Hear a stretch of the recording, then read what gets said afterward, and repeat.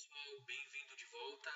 Estamos na aula 2.1. Vamos falar um pouco de água como um componente, de composição das células, sobre pH e o sistema tampão, um pouquinho de acidose e alcalose respiratória e metabólica, Vamos explorar esses conteúdos todos na aula de hoje, ok? Então, para começo de conversa, para a gente começar falando sobre água, o que é importante nós sabermos, que nos líquidos, que as células possuem líquidos, água dentro dela, ok? No intracelular e também fora da célula. Então, eu costumo dizer que nós temos três grandes caixas d'água no organismo. Primeiro, água dentro da célula. E segundo, fora da célula, que se subdivide em dois, dentro do vaso sanguíneo ou, são duas possibilidades, intravascular, dentro do vaso sanguíneo, ou extravascular, que é no interstício, fora da célula e fora do vaso, fica no espaço entre os dois, ok? E o fato é que esses líquidos, essa água, ela é importante para manter a função celular, fazendo com que o metabolismo celular que produz ácido, seja modificado ou controlado por essa concentração de água. Lembrando que o ácido possui uma concentração de hidrogênio, E é esse hidrogênio que, quando está alto ou baixo, vai deixar o organismo ácido ou alcaloso. Vamos entender isso mais para frente. Então, olhando para a molécula de água, nós sabemos que é H2O. O que significa? É uma molécula que tem dois átomos de hidrogênio sendo ligado a um átomo de oxigênio. Então, dois oxigênios, um oxigênio, e dois hidrogênios formam H2, dois hidrogênios, oxigênio, água. E uma célula representa o seu volume total em 70% de água. Como que se dá essa ligação? Só um oxigênio e dois hidrogênios é água? A água é formada também por várias ligações. E essas ligações são feitas por pontes de hidrogênio. Lembram disso lá na química do ensino médio? Pois é. Como que se dá essas pontes de hidrogênio? Então nós temos aqui cargas positivas no hidrogênio e carga negativa. Olha que interessante aqui, ó. O oxigênio tem a carga negativa, se liga com a carga positiva, positiva e negativa, E assim vai. Então essas ligações elas vão acontecendo até você ter a água líquida, fluida. E como que essa água ultrapassa a célula, Como que ela sai do interstício ou do meio externo para dentro da célula? Nós vimos, vocês viram com a professora Natália que a célula é composta por uma bicamada lipídica, Fósforo, lipídio e fósforo. Então, nós sabemos que água e óleo não combinam. Água e óleo não se misturam. E como que a água pode ultrapassar o óleo para entrar dentro da célula, para entrar no citosol, lá no citoplasma da célula? Através de membranas, através de proteínas que ficam dentro dessa membrana, chamadas de canais aquaporinos, ou canais de água, ou aquaporinas, onde essa água consegue passar por este canal livremente, fazendo com que 70% da célula seja de água. E o que é um pH?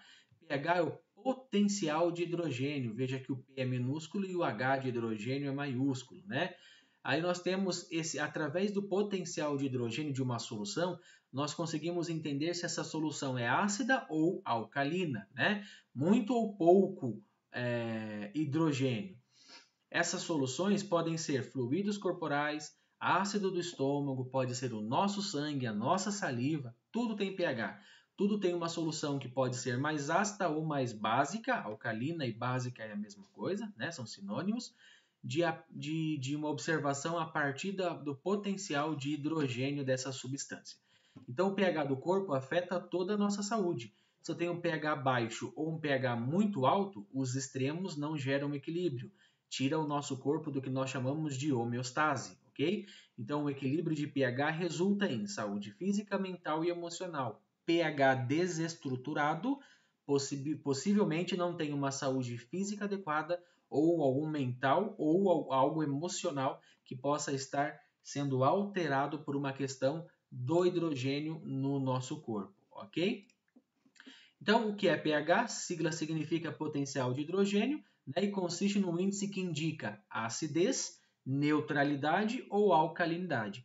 O sangue, a saliva ou qualquer outra secreção pode ser ácida, neutra ou básica, alcalina, em qualquer meio.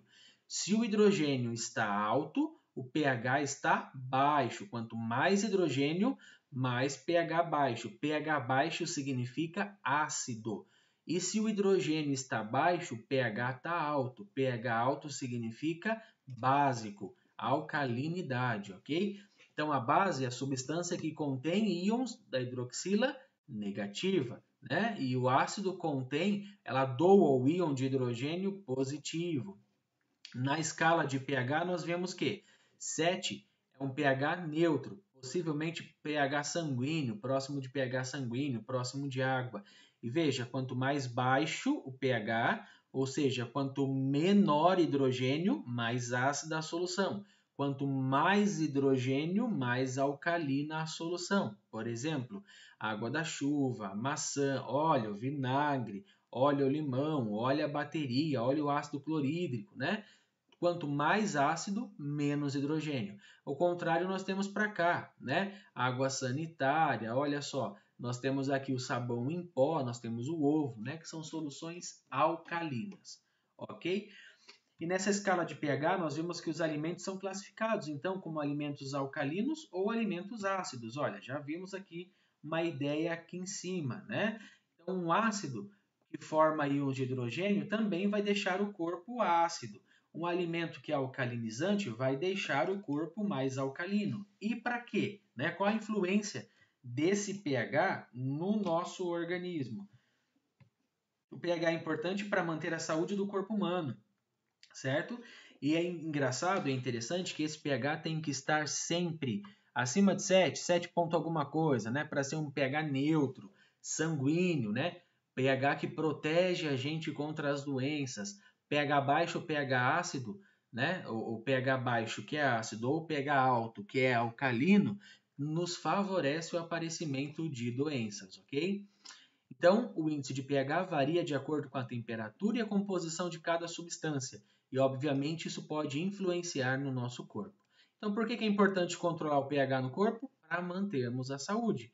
Por exemplo, é preciso evitar alimentos cujo pH é baixo. pH baixo é o que mesmo, pessoal? Ó, pH baixo, ácido. pH alto, base. Refrigerante, café e etc. Preferindo consumir alimentos mais alcalinos, como, por exemplo, vegetais, frutas com pouco açúcar, ok?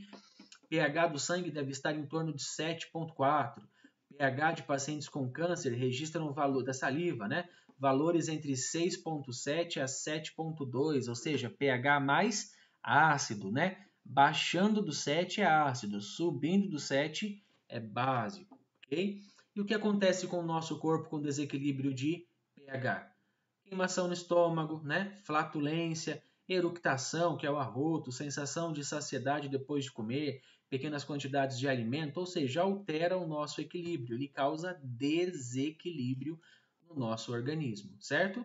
Acidose, nível de acidez elevado e as consequências, aparecimento de várias doenças, como por exemplo, diabetes, um diabetes específico, né?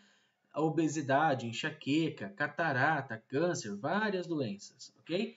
Se o equilíbrio entre ácido e alcalino ficar desbalanceado, o metabolismo celular sofre, levando então a vários tipos de doença como fadiga.